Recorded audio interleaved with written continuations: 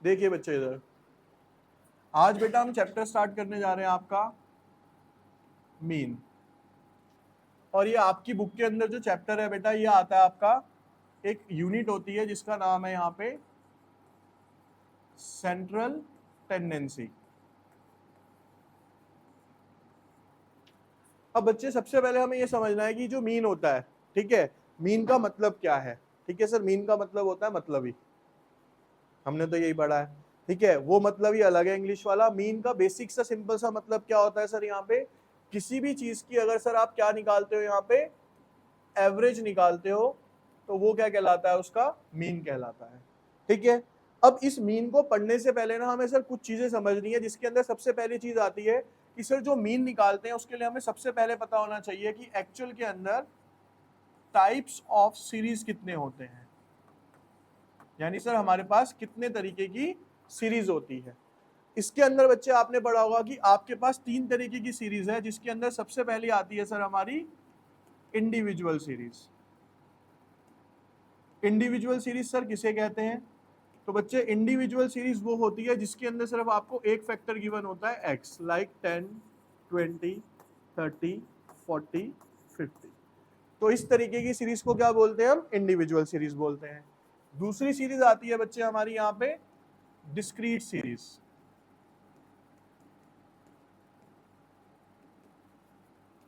Discrete series क्या होती है सर, डिस्क्रीट सीरीज सर वो होती है जिसके अंदर हमें x और साथ में उसकी क्या गिवन होती है सर, यहाँ पे फ्रीक्वेंसी गिवन होती है 1, 2, 3, 4, 5। अब सर ये f क्या होता है, f की फुल फॉर्म तो आपको पता चल गई कि सर क्या होती है, ये फ्रीक्वेंसी बोलते हैं इसको। बेसिकली फ्रीक्वेंसी का क्या मतलब होता है, फ्रीक्वेंसी का मतलब होता है बेटा number of repetitions. Number of repetition, repetition का मतलब ये जो डाटा लिखा है ना कि 20, जो भी आपके पास डाटा होगा उसमें 20 कितनी बार रिपीट हो रहा होगा, 2 बार रिपीट हो रहा होगा। 30 कितनी बार रिपीट हो रहा होगा, 3 बार। तो यानी जितना उसके आगे नंबर लिखा है, तो इसका मतलब है कैसे, ये समझ लो। मान लो आपको ऐसे डाटा दिया हुआ था 10, 20, 30, 20, 30, 40, 30, 40, 40, 50।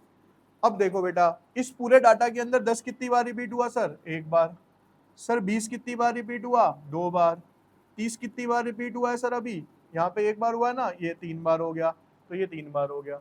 समझ आ गया नंबर ऑफ रिपीटेशन का मतलब क्या है, कि जो हमारे पास डाटा है उसमें नंबर कितनी बार रिपीट होता है, उसे बोलते हैं हम, उसकी फ्रीक्वेंसी बन गई यहाँ पे। ठीक है, इसके बाद हमारे पास बच्चे एक सीरीज और आएगी यहाँ पे,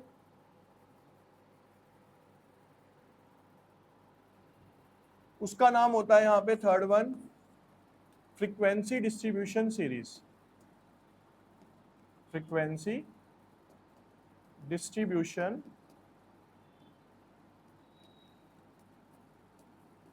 सीरीज, या फिर इसको आप जो जानते हो बेटा, वो जानते हो यहाँ पे क्लास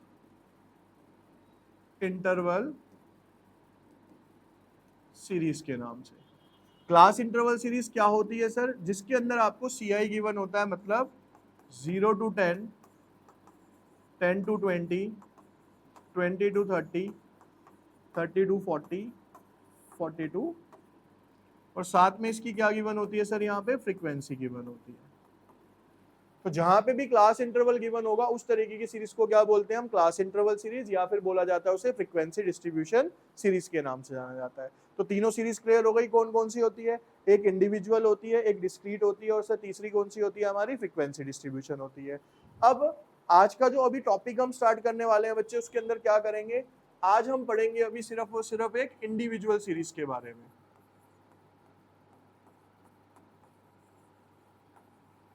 इंडिविजुअल, अब इंडिविजुअल सीरीज में सर हम सीखेंगे क्या आज, मीन निकालना। बेटा मीन का जो साइन होता है वो होता है x बार। मीन का साइन क्या होता है सर, x बार।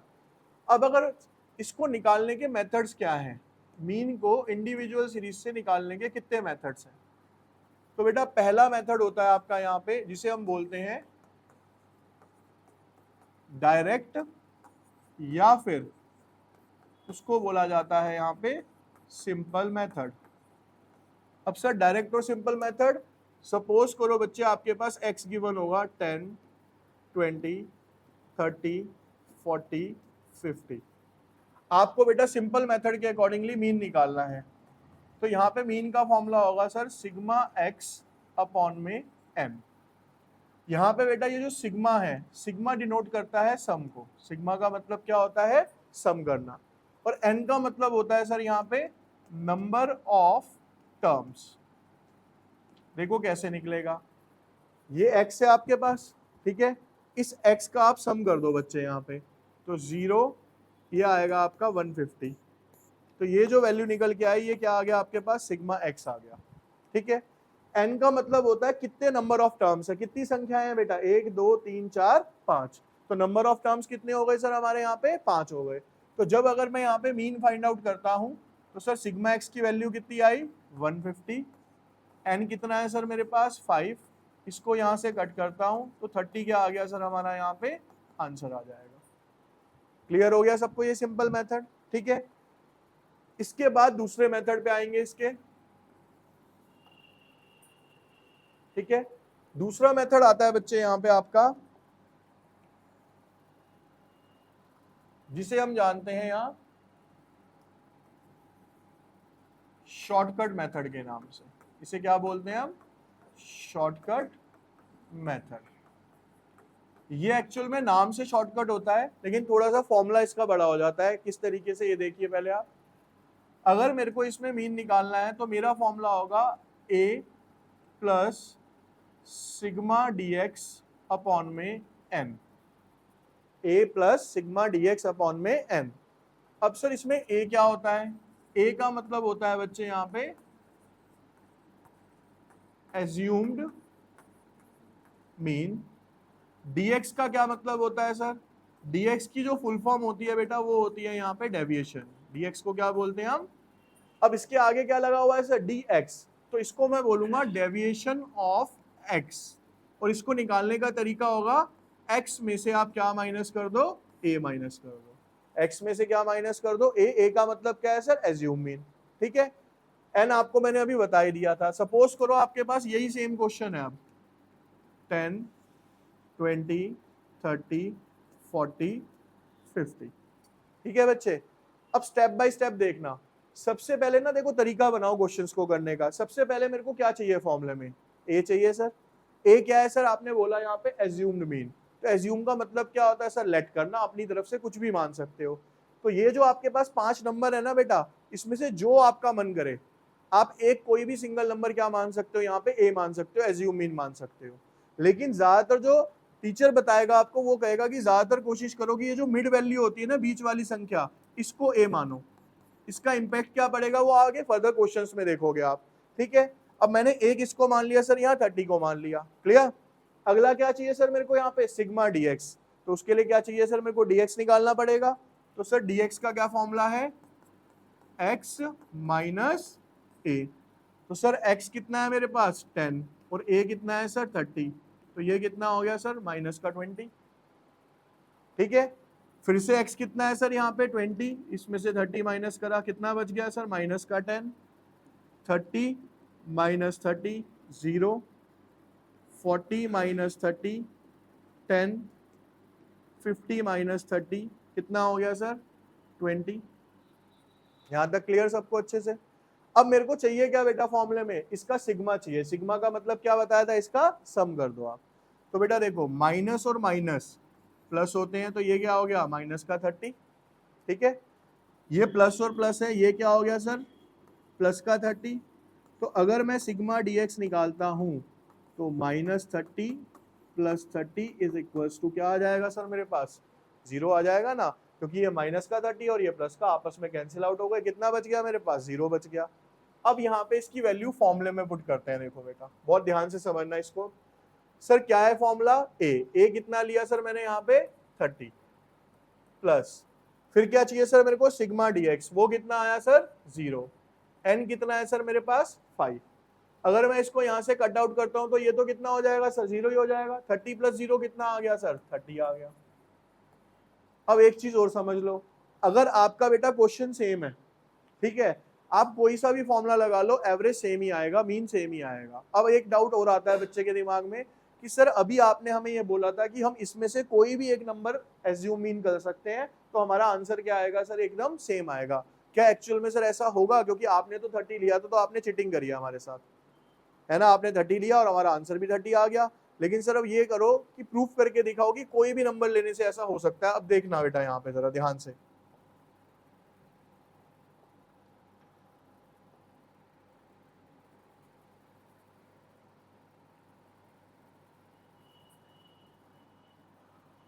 इधर देखिए बच्चे। अब इसी सेम क्वेश्चन को मैं यहाँ पे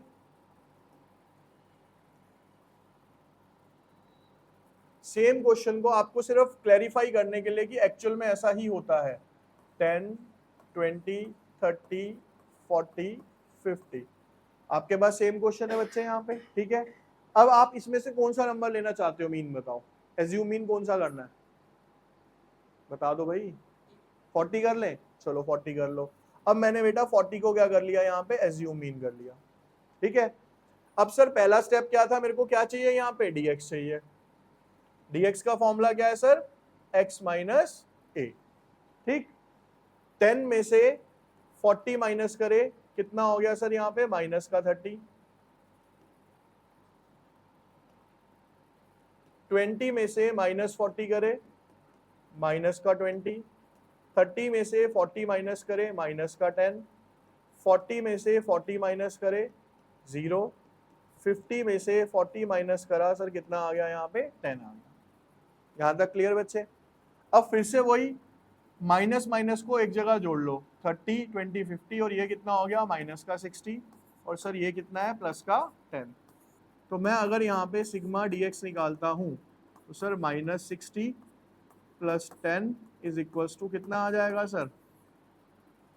माइनस का 50 आ गया यहाँ पे, ठीक है। अब आप इस फॉर्मूले में वैल्यू पुट कर लो बेटा। फॉर्मूला क्या बताया था आपको मैंने? a plus sigma dx upon में m, ठीक है। अब देखो a कितना लिया है बेटा हमने? 40, प्लस सिग्मा dx कितना आया सर? माइनस 50। n कितना है सर मेरे पास? 5, ठीक है। अब आप बेटा इसे 5 से 5 को काटोगे, यहाँ कितना आ गया? 10। प्लस माइनस क्या हो जाएगा सर? माइनस। 40 में से 10 जाएंगे सर, आंसर कितना आ जाएगा हमारा यहाँ पे? ठीक है। अब आप इसमें चाहे 10 ले लेते, आप 20 ले लेते, कुछ भी ले लोगे, आपका आंसर क्या आएगा? हमेशा 30 ही आएगा, अगर आपका क्वेश्चन सेम है तो। क्लियर हो गया सबको अच्छे से? ठीक है, चलिए।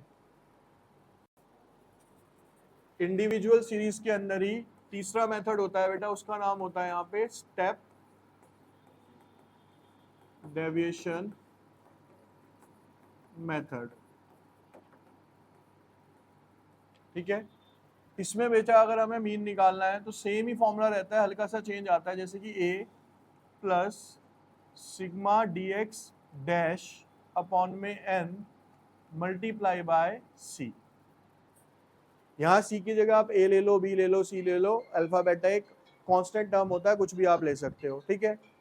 अब यहाँ पे दो टर्म नए आए आपके पास सर, dx डैश। तो dx डैश का होता है बेटा x माइनस a अपॉन में c। भाई x माइनस a किसके बराबर था सर? हमारा dx के बराबर था। तो हम कह सकते हैं कि अगर हम dx को किससे डिवाइड कर देते हैं? c से डिवाइड कर देते हैं, तो क्या आ जाएगा हमारा? dx डैश आ जाएगा।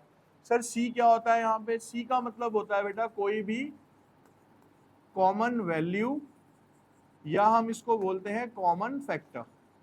मतलब क्या होता है ये समझेंगे क्वेश्चन में। आपके पास अगेन मैं ना सेम क्वेश्चन लूंगा, इसका रीजन आपको बाद में बताऊंगा क्या फायदा होगा इसका, ठीक है बेटा। अब सर हमें फॉर्मूले के अंदर क्या चाहिए? a, तो दोबारा अगेन मैंने a किसको मान लिया? 30 को मान लिया, ठीक। अगला क्या चाहिए सर मेरे को? dx डैश, और dx डैश निकालने के लिए सबसे पहले क्या चाहिए सर मेरे को? dx चाहिए। तो मैं सबसे पहले निकाल लेता हूं यहाँ पे dx, x माइनस a। तो बेटा 10 में से 30 गए, माइनस का 20, 20 में से गए माइनस का 10, 0, 10, 20, dx आ गया बच्चे हमारे पास। अब क्या चाहिए मेरे पास? dx का डैश चाहिए मेरे को यहाँ पे। उसका फॉर्मूला क्या है सर? dx अपॉन में c। सी सर आपने बताया कॉमन वैल्यू या कॉमन फैक्टर। बेटा ये जितने भी टर्म्स हैं ये किससे डिविजिबल है? एक तो 2 से डिविजिबल है सारे के सारे, और किससे डिविजिबल है सर? 10 से डिविजिबल है, और किससे डिविजिबल है सर? 5 से डिविजिबल है। तो इन सबके बीच में कॉमन फैक्टर क्या हो गया? 2 भी हो सकता है, 5 भी हो सकता है, और सर 10 भी हो सकता है। लेकिन सर सबसे इजी कैलकुलेशन के लिए क्या होती है? हमेशा जीरो वाली फिगर्स होती है। तो हम इसमें कॉमन फैक्टर क्या लेंगे? 10 लेंगे। कॉमन फैक्टर क्या लेंगे बच्चे हम यहाँ पे? 10। तो अगर मैं कॉमन फैक्टर 10 लेता हूँ तो देखो बेटा dx कितना है सर? -20। कॉमन फैक्टर आप बता रहे हो कितना लेना है? 10। तो इसको कट करूंगा तो कितना बचेगा? -2। समझ आ गया ये पॉइंट पक्का? नहीं, ठीक है। अब अगले पास dx कितना है सर? -10, और कॉमन फैक्टर कितना है सर हमारा? 10। तो ये कितना आ गया सर? -1, और ये तो है ही 0। फिर 10/10 1, और 20/10 2। ठीक, फॉर्मूले में सिग्मा चाहिए इसका, तो बेटा ये हो गया -3, और ये क्या हो गया सर? +3। तो अगर मैं यहाँ पे सिग्मा dx डैश करता हूँ तो +3 और -3 आपस में कैंसिल होकर कितना बच जाएगा सर? यहाँ पे 0 बच जाएगा। अब बेटा देखो यहाँ पे फिर से वही चमत्कार आपका, क्या? अब फॉर्मूले में वैल्यू पुट करते हैं। देखो यहाँ पे a कितना है सर हमारे पास? 30, प्लस सर dx डैश कितना आया हमारे पास? 0। n कितना है सर मेरे पास? 5। c कितना लिया था सर हमने यहाँ पे? 10। c की वैल्यू क्या ली थी सर हमने? यहाँ 10। लिख देता हूँ, आपको याद भी रहेगा कि c इज इक्वल्स टू हमने क्या लिया है यहाँ पे? कॉमन फैक्टर 10 लिया है। तो अब मैं अगर इसे सॉल्व करता हूँ, देखो ये तो 0 हो गया, 0 की मल्टीप्लाई इससे करोगे ये भी 0 हो गया, तो 30 + 0। अगेन आंसर कितना आ गया सर हमारे पास? फिर से 30 आ गया। यानी क्योंकि क्वेश्चन सेम है तो आप फॉर्मूला कोई भी अप्लाई कर लो, आंसर क्या आना है सर हमारा? सेम आना है। अब इसमें सिर्फ एक ही डिफरेंस आया कि सर अब इसमें एक स्टेप बढ़ गया हमारा कि dx की जगह हमें क्या निकालना है? यहाँ पे dx डैश भी निकालना पड़ेगा कॉमन फैक्टर से डिवाइड करने के बाद। लेकिन अगर मैं आपसे बताऊं सबसे इजीएस्ट मेथड कौन सा है मीन को निकालने का बड़े क्वेश्चंस के अंदर, तो बेटा सबसे इजी मेथड यही होगा इंडिविजुअल सीरीज में, क्योंकि इसमें मोस्टली आपका सब कुछ कट कटा के आपके पास एक छोटी सी फिगर बचेगी। ठीक है, स्टेप बढ़ जाएंगे लेकिन आपके लिए क्वेश्चन क्या रहेगा? ये काफी इजी रहने वाला है। क्लियर है बच्चे सबको ये? ठीक है,